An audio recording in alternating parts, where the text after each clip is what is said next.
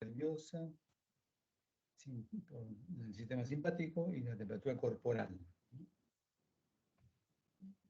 ¿Cuál es el origen? El sistema tegumentario tiene dos componentes, ¿no? La epidermis, que deriva del ectodermo superficial, y la dermis, que deriva del mesodermo. Epidermis, ectodermo superficial, y además de la epidermis se va a derivar todos los anexos: pelos, uñas, glándulas sudoríparas, sebáceas, glándulas mamarias. Y el mesodermo fue la dermis de la piel. Entonces ahí tenemos dos orígenes diferentes: epidermis, ectodermo superficial, y el mesodermo, la dermis. Y lo tenemos, entonces aquí tenemos la parte del embrión ya cuando se está encorvando, cuando hay un plegamiento, entonces tenemos ahí los dos componentes del tegumento.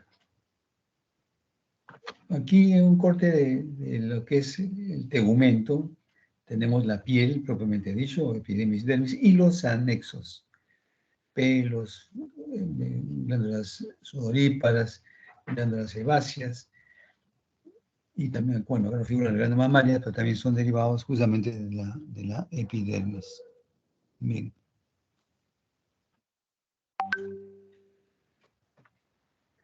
¿Cuál es la organización general de la piel? 8% de la masa corporal, es el órgano más grande del cuerpo, ¿no? De ahí viene lo que acabamos de decir al inicio, es un órgano prácticamente. Es decir, piel gruesa de 0,8 a 1,4 milímetros y piel delgada de 0,07 a 1,12 milímetros. Dos capas de epidermis, que es un epitelio que ustedes ya conocen, poliplano, caracterizado, es avascular, tiene 5 capas: capa basal, capa espinosa, granulosa, capa lúcida y capa córnea. Y la dermis tiene dos componentes: la dermis papilar y la dermis reticular. En la unión dermoepidérmica, o sea, donde termina el epidermis y inicia la dermis, hay una papila dérmica y clavos epidérmicos que descansan sobre una membrana basal. Entonces, epidermis, dermis, y en la unión dermoepidérmica hay una papila dérmica y clavos epidérmicos que van a descansar sobre la membrana basal. ¿Cuáles son los componentes de la piel? Ahí lo tenemos: la epidermis y la dermis papilar, debajo justamente de la epidermis y de la dermis papilar. Lo que tenemos nosotros en las huellas dactilares, por ejemplo, ¿no? Es la dermis papilar. Bien. ¿Cuántos tipos de piel hay? Piel gruesa, ahí tienen ustedes el esquema, y piel delgada. ¿Cuál es la diferencia? El estrato córneo. La piel gruesa, ven ustedes un tremendo estrato córneo, mientras que la piel delgada tiene estrato córneo, pero muy, muy limitado, por supuesto. Bien, aquí hay un detalle importante: fíjense, en el caso de la piel gruesa tiene su estrato basal, tiene su espinoso, tiene granuloso, tiene un estrato lúcido y estrato córneo.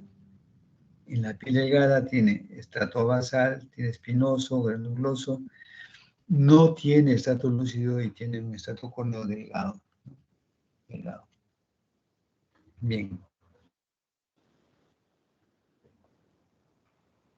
Este esquema representa entonces a quién: ¿piel gruesa o piel delgada? ¿Qué dicen? A ver. ¿Qué dicen? ¿Piel delgada o piel gruesa? Hablen, chicos, no están durmiendo ya. Fíjense bien, miren, acabamos de decir estos momentitos, nos están atendiendo. Piel gruesa, estrato basal, estrato espinoso, granuloso, estrato lúcido y estrato córneo.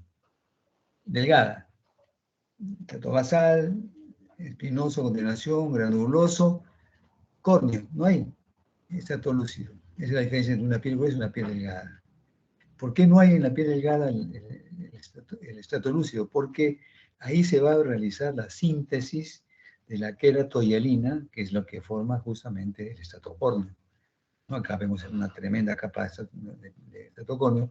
Aquí estrato córneo, pero muy, muy limitado, ¿no?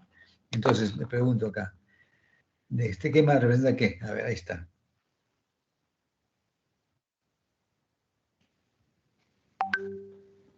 A ver.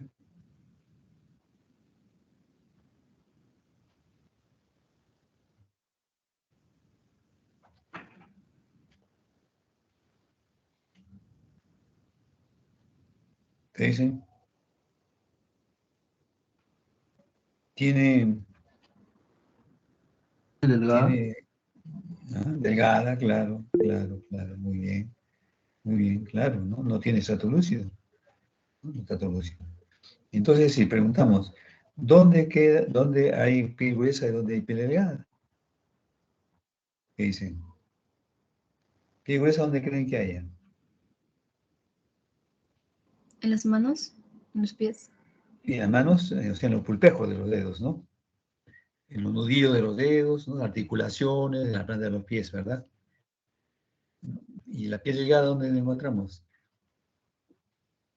En la parte ventral del cuerpo, en la parte interna del muslo, de los muslos, ¿no? Entonces es piel delgada, ¿no? En la parte dorsal también, ¿no? Esa es la diferencia entonces de piel gruesa y piel delgada, ¿no? Ahí lo tenemos nuevamente, piel gruesa, estrato basal, estrato espinoso, estrato granuloso, estrato lúcido y estrato córneo. 5 estratos. Y aquí en la parte superior, en la parte más periférica de la epidermis, ahí llega la porción excretora de la glándula sudorípara, la porción excretora, o sea, los poros. Comúnmente llamamos los poros. Perfecto. Bien. ¿Cómo es la barrera epidémica contra el agua? ¿No? ¿Hay una barrera epidémica contra el agua? Claro, por supuesto, ¿no? Se compone de dos elementos estructurales, ¿no? La envoltura celular, donde hay enlaces cruzados entre pequeñas proteínas, ricas en prolina y proteínas estructurales mayores como la cistatina, proteínas demosómicas, hemoplaquina, elafina, hemoplaquina, es decir, una serie de proteínas importantes. Y la envoltura lipídica constituida por ceramidas y pertenecen a la clase de esfingolípidos, colesterol y ácidos grasos. Ahí lo tenemos. Esa es la parte entonces, la envoltura celular, y esa es la parte, la envoltura lipídica. Entonces, cuando nos lavamos las manos, que nos hemos untado, por ejemplo, con grasa, no podemos sacarnos la grasa. Tenemos que utilizar un medio que sea intermedio entre lo que es justamente la grasa y la piel, para lo cual utilizamos el detergente o jabón, ¿no? Que sirve para bajar la tensión superficial y poder limpiar la mano o los objetos de grasa. Eso es lo que se conoce como barrera epidémica contra el agua. De por sí están untados en las manos con aceite, grasa o con mantequilla, queso, lo que sea. No se puede sacar la grasa con agua solamente, ¿no? Entonces ahí hay una barrera epidémica. ¿Quién constituye esa barrera epidémica? La envoltura celular y la envoltura lipídica. ¿Está claro? Entonces esa es la barrera epidémica contra el agua. La queratinización, los queratinocitos son las células más abundantes de la epidermis. Van a participar en el recambio continuo de la piel, pasando por proliferación, diferenciación o queratinización, muerte celular y exfoliación. Justamente el estrato córneo, ahí hay células muertas, ya no hay células vivas. Entonces va siendo renovado constantemente a partir de quién? De las células basales, que son las llamadas stem cells, o sea, células madre. Entonces hay muerte celular y exfoliación. La exfoliación significa pues que se van desprendiendo las células que ya alcanzaron su ciclo vital, van siendo reemplazadas por unas nuevas. Dura de 15 a 30 días aproximadamente. Bien. ¿Qué otros tipos de celulares se encuentran en la epidermis? Melanocitos, que va a dar la coloración de la piel, se originan en las crestas neurales, producen melanina. La función de la melanina, protección de la luz ultravioleta, absorción de radicales libres. Y tenemos entonces en el estrato basal, acá está el estrato basal, ahí se encuentran los melanocitos, que van a dar la coloración a la piel y también, por supuesto, al pelo. ¿Cuáles son las características de las células de Langerhans? Las células de Langerhans también acompañan la epidermis. Estas células de Langerhans proceden de la médula ósea, son células presentadoras de antígenos. Participan pues, en las reacciones de hipersensibilidad retardada y son células dendríticas, ¿no?, que se encuentran sobre todo en el estrato espinoso. Melanocitos, estrato basal y las células de Langerhans en el estrato espinoso. Ahí lo tenemos. Esta célula de Langerhans. ¿No? Estos son los queratinocitos, ¿no? Y estos son los melanocitos en la capa basal. Capa basal de melanocitos, capa espinosa o estrato espinosa, células de Langerhans. Langerhans. Y tenemos la fluorescencia técnica de las células Langerhans coloreadas con una tinción especial. Estas células Langerhans dan la primera reacción frente a un antígeno. Por ejemplo, la picadura de una hormiga, la picadura de un insecto, ¿no?, una pulga, por ejemplo, inmediatamente un rash, ¿no? Un rash, un escozor. Eso es la reacción propia como medio de defensa sobre todo de la epidermis. Ubicaciones en el medio. Estas son otras células que provienen por migración, ¿no?, de las células neurales, son consideradas mecanorreceptoras sensoriales, sean asociadas a transmisión nerviosas periféricas. Ahí están las células de Merkel. Son sensitivas y están relacionadas pues, con transmisiones nerviosas periféricas. Bien. ¿Cuáles son los tipos de dermis? Hemos dicho dermis papilar, tejido conjuntivo laxo, esta parte de acá, laxo, y dermis reticular, esta parte de acá, tejido conjuntivo denso, irregular. Ahora bien, vamos a las uñas. ¿Cuál es una parte de la uña? Las uñas se hallan en la cara dorsal de la última falange, de los dedos, tanto de las manos y los pies. La placa unguial procede del surco unguial. Vamos a ver acá en la imagen. Acá lo tenemos. Esta es la uña, ¿no? Esta es la placa unguial, ¿no?, de donde procede el surco unguial. La epidermis subyacente adherida a la uña es el lecho unguial. O sea, si nosotros, alguna vez ustedes se han sacado la uña, o sea, por un accidente, cierran la puerta, o con una caída, etcétera, etcétera, se saca la uña y lo que queda, una vez que se ha liberado la uña, queda epidermis. Epidermis. Ese es el lecho unguial. Presenta este poniquio, es decir, en el estado fetal, periodo fetal, todo en la uña está cubierta. ¿Está cubierta con qué? Está cubierta con este poniquio, que es una capita, y poco a poco, conforme va saliendo en la parte distal, la uña en los dedos de las manos, de los pies del feto, entonces se va retrayendo este poniquio y queda acá como un rezago. Y esas son esas membranitas que aparecen en las uñas, a veces son dolorosas y que a veces por nervios, mucha gente o muchos jóvenes como ustedes comienzan a comerse las uñas, a comerse ese pellejito, ese es el poniquio. Entonces levantamos la uña y abajo hay piel, ahí está la piel, ese se llama hiponiquio. Prefijo hipo debajo, prefijo epo o epi arriba. Bien. El piso del surco unguial es la matriz unguial donde se genera la uña. Ahí está la uña. Y presenta, por supuesto, el hiponiquio, ¿no? Presenta el hiponiquio. Perfecto. Aquí tenemos ya las falanges, ¿no? Las falanges, el tejido dérmico, etc., ¿no? Bien. Es decir, también el crecimiento de la uña tiene que ver mucho con la situación nutricional. Una buena nutrición, un buen crecimiento de uñas, no hay que ver duda de uña. Muchas, sobre todo las mujeres, les rompen las uñas, son muy débiles, les falta vitamina, indudablemente, y remojan en formol o remojan en alguna sustancia porque es propia de los reclamos, ¿no? No es conveniente porque debilitan más, ¿no?, la uña. Realmente todos son sustancias orgánicas que van delimitando la parte de la uña. Lo importante es también el estrés. El estrés también es importante en el problema de las uñas. El pelo. El estudio que forma el pelo y facilita su crecimiento se llama folículo piloso. Tiene las siguientes partes. Bulbo piloso, donde se encuentra la matriz genitiva, de donde crece el pelo. Cuando hablamos de matriz genitiva, viene a ser células madre que empiezan a multiplicarse para el crecimiento del pelo, ¿no? Y también tenemos la papila pilosa, ¿no?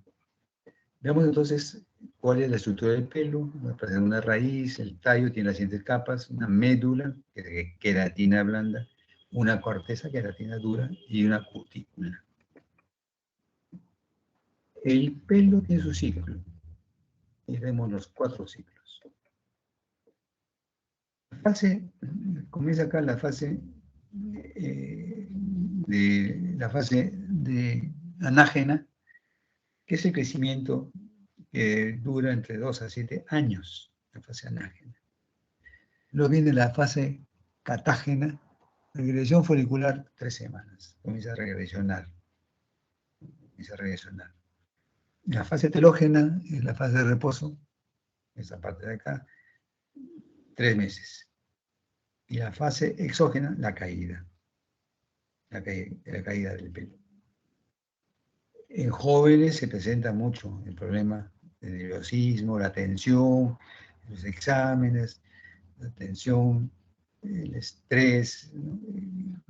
El miedo muchas veces a andar solo, por la delincuencia que está, pues ustedes a veces paran en lugares bastante peligrosos, como es la avenida Grau, la avenida Bancay, la avenida Afonso Ugarte misma. Entonces todo eso debilita, ¿no? el folículo piloso. El folículo piloso está conectado a una papila, ¿dónde está la papila? Ahí hay terminaciones nerviosas, hay vasos sanguíneos. De ahí que cuando se jala el pelo, duele.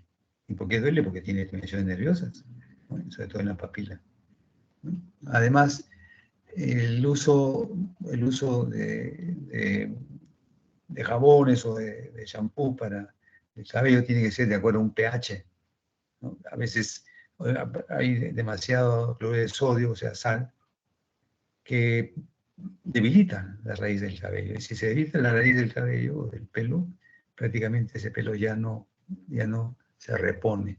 Entonces se va produciendo la caída precoz del cabello, llamándosele alopecia, ¿no? Alopecia. No congénita, sino adquirida. Bien. En situaciones extremas de miedo, pavor, espanto, hay un musculito que es el músculo piloerector del pelo. Es un músculo liso oblicuo, ahí está la posición. Su contracción produce erección del pelo, lo que se conoce como piel de gallina, y secreción de sebo. ¿Por qué? Porque está conectado a una glándula sebácea. Responde a estímulos simpáticos durante el miedo, el estrés, el frío. No hay músculos erectores en las pestañas, ni mucho menos en la barba, ni tampoco en los bigotes, ¿no? Imagínense ustedes, por miedo que se paren los bigotes o la barba, ¿no? O que las pestañas se paren, se erecten, sería algo gracioso, ¿no? Entonces no hay músculo erector del pelo. Ahí está el músculo erector del pelo. Entonces hace pues que el pelo se erecte. No hay un pelo que tenga pues así, que sea recto, en ángulo recto, siempre tiene una caída, ¿no? Por más chuto que sea el pelo, siempre tiene una caída de 30 grados, 60 grados. Nunca vamos a encontrar un pelo así, erecto, de 90 grados. Solamente en circunstancias, como hemos dicho, entre el miedo, el estrés, el frío. Ese es el musculito que hace que erecte el pelo. Aquí tenemos el folículo piloso cortado transversalmente.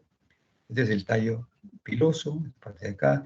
Este es el folículo piloso.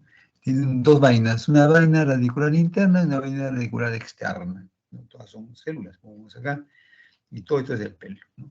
Esta es una vaina folicular, fibroblastos, indudablemente, y tiene una capita pues, que es la cutícula, ¿no? Y donde hay un folículo piloso, ahí hay una glándula, ¿no? La glándula sebácea, que produce sebo o grasa para que emerja el pelo, ¿no? Como una especie de lubricante, ¿no? Lubricante. Bien. Entonces las glándulas son derivados epidérmicos. En primer lugar, las glándulas sudoríparas son de tipo ecrinas o merocrinas. Son glándulas tubulares, simples, enrolladas. ¿Ven? Toda glándula se forma a partir de la capa basal o estrato basal de la epidermis. Se invagina, se introduce, se va alargando, se enrolla.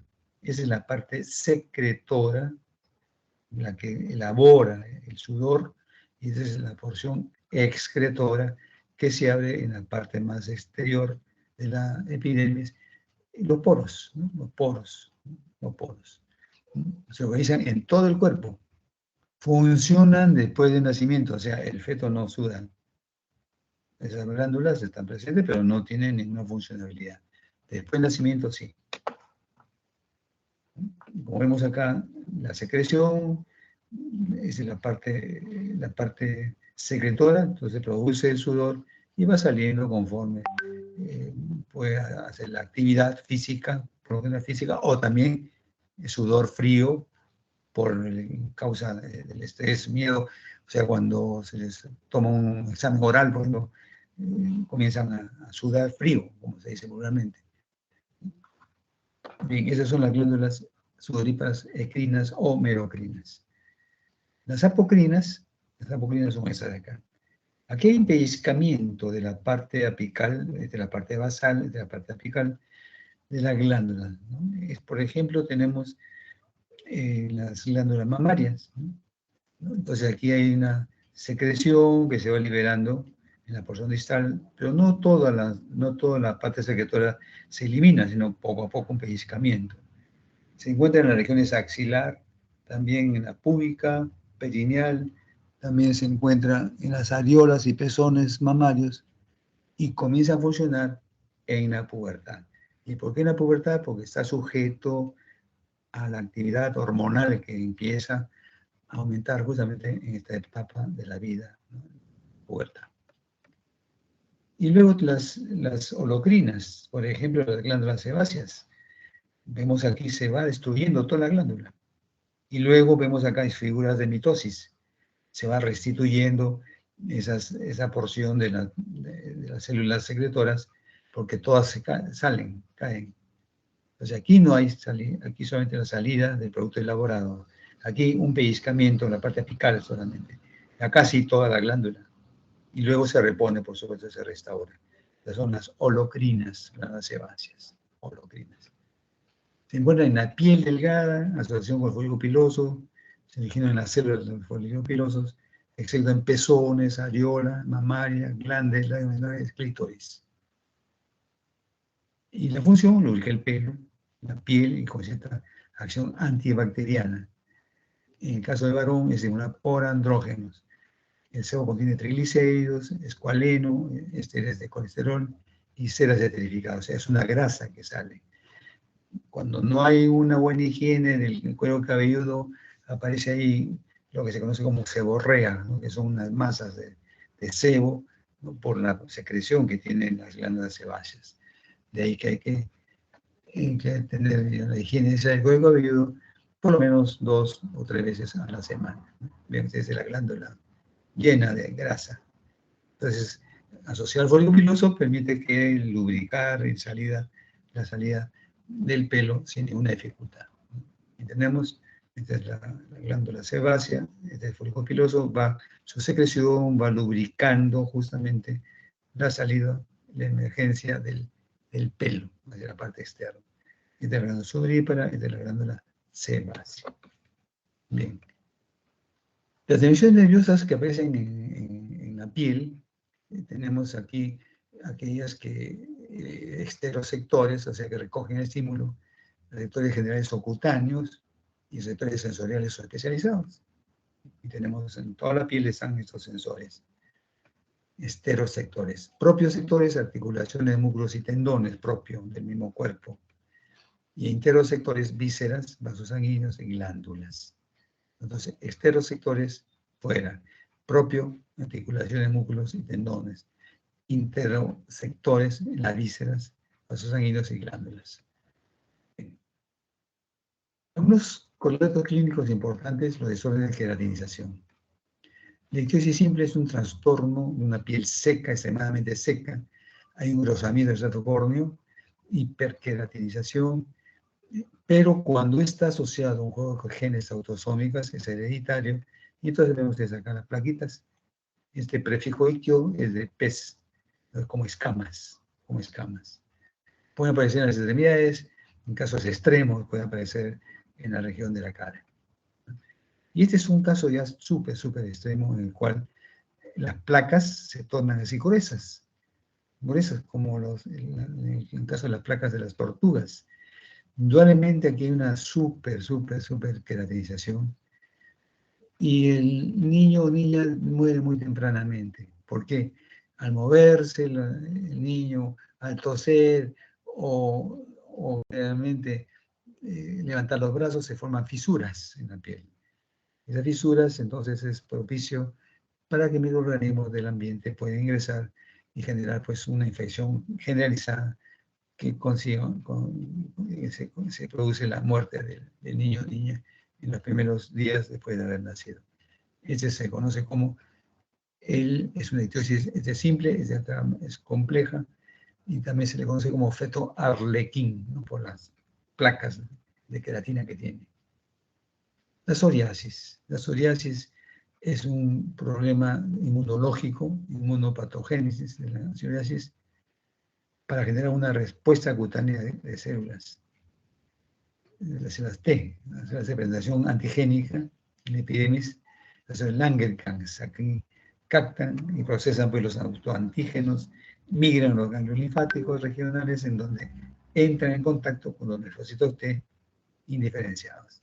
Entonces se forman placas, en los brazos, puede ser, en todo el cuerpo puede aparecer. Está relacionado pues a un problema autoinmune, o sea, el mismo organismo comienza un proceso de degeneración. Por eso es una inmunopatogenia, ¿no? de la psoriasis. Puede aparecer a cualquier edad.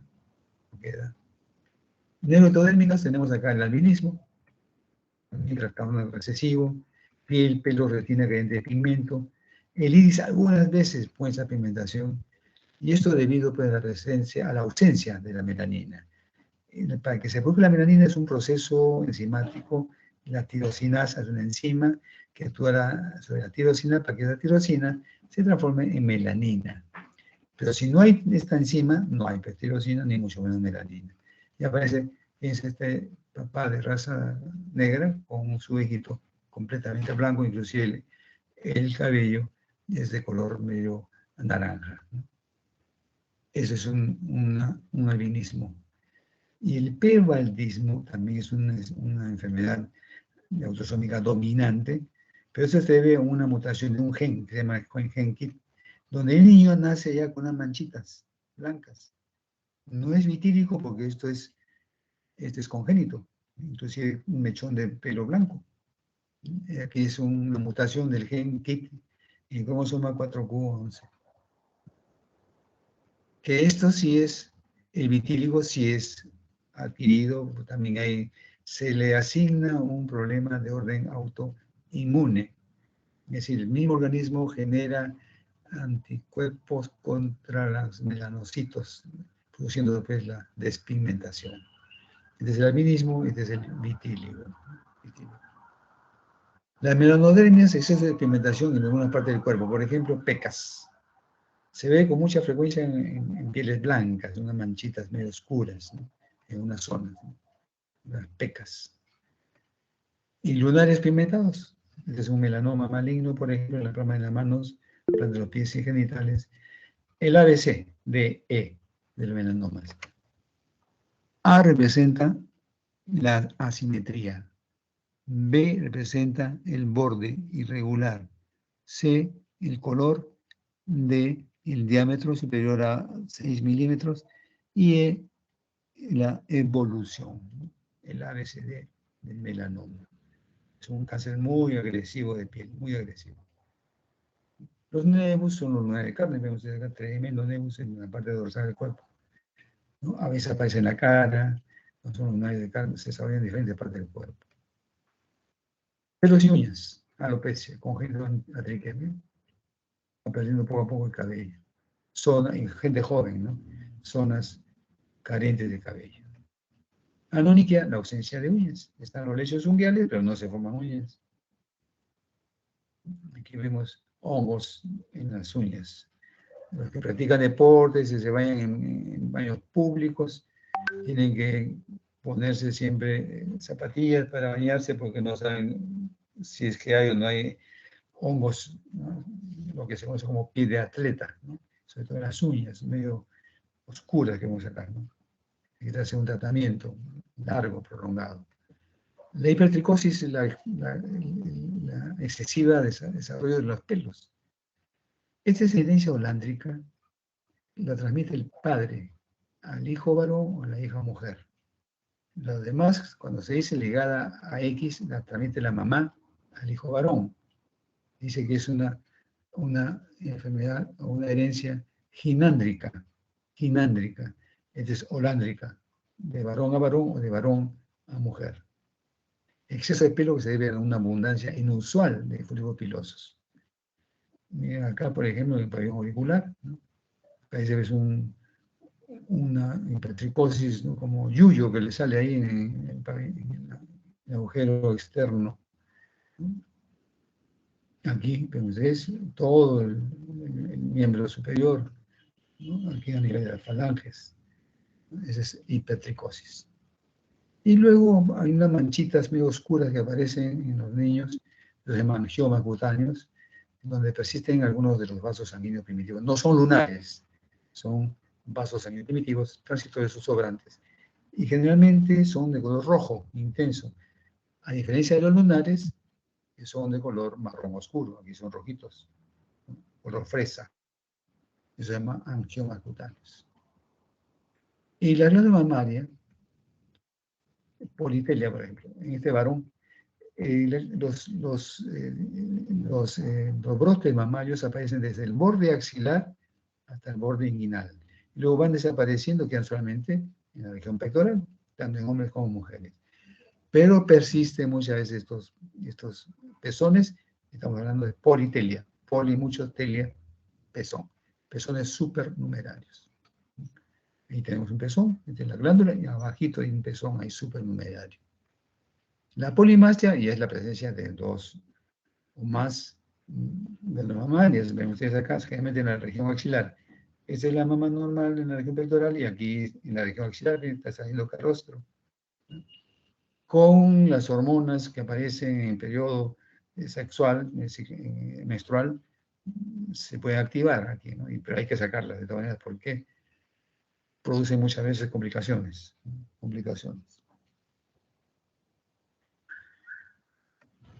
El pezón invertido, ¿no? Hay que usar pezonera para dar lactar a la criatura, ¿no? Porque no tienen el pezón tan invertido.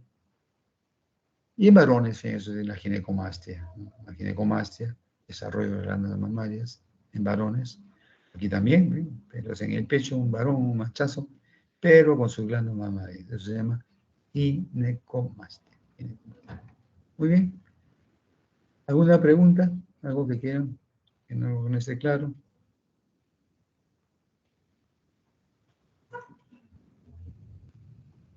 Muy bien.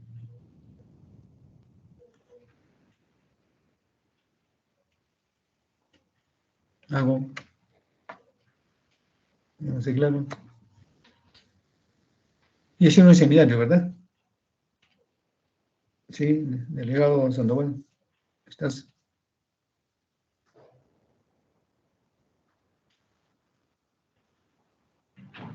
Ya, perfecto. Entonces, con eso terminamos.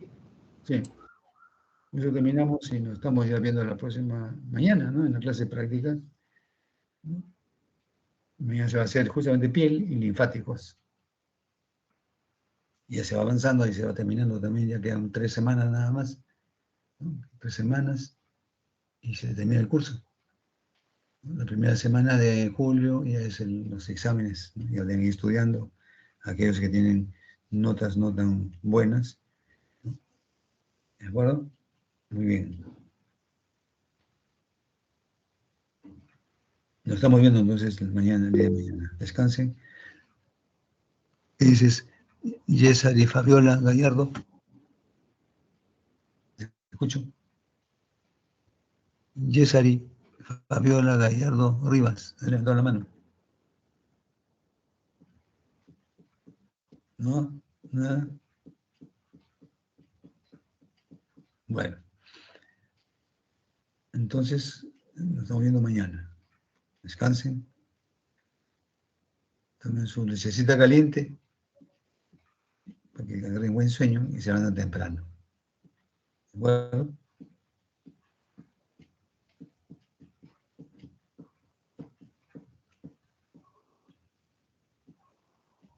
No está delegado, ¿no? No lo veo. Bien, entonces nos estamos viendo mañana. Buenas noches, profesor. Ya. Descanse.